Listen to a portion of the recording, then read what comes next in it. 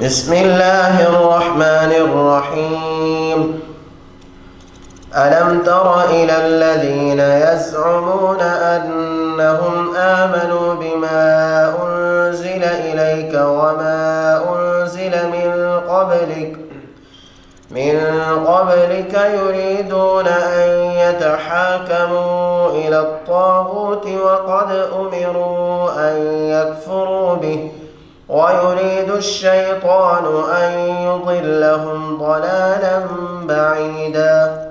وإذا قيل لهم تعالوا إلى ما أنزل الله وإلى الرسول رأيت المنافقين يصدون عنك صدودا. فكيف إذا أصابتهم مصيبة بما قدمت أيديهم ثم جاءوك يحلفون بالله إن أردنا إلا إحسانا وتوفيقا.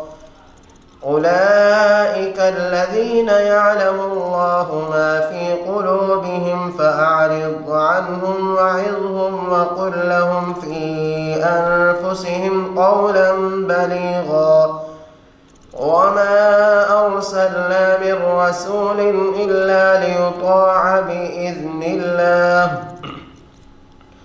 ولو أنهم إذ ظلموا أنفسهم جاءوك فاستغفروا الله واستغفر لهم الرسول لوجدوا الله توابا رحيما.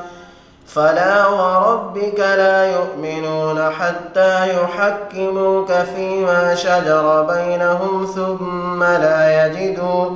ثم لا يجدوا في أنفسهم حرجا مما قضيت ويسلموا تسليما.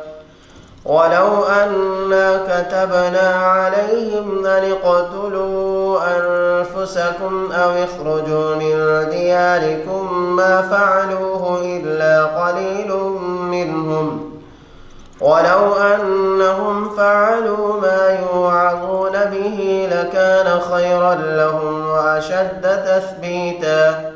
وإذا لآتيناهم من لدنا أجرا عظيما ولهديناهم صراطا مستقيما. ومن يطع الله والرسول فأولئك مع الذين أنعم الله عليهم من النبيين والصديقين والشهداء والصالحين وحسن أولئك رفيقا. ذلك الفضل من الله وكفى بالله عليما.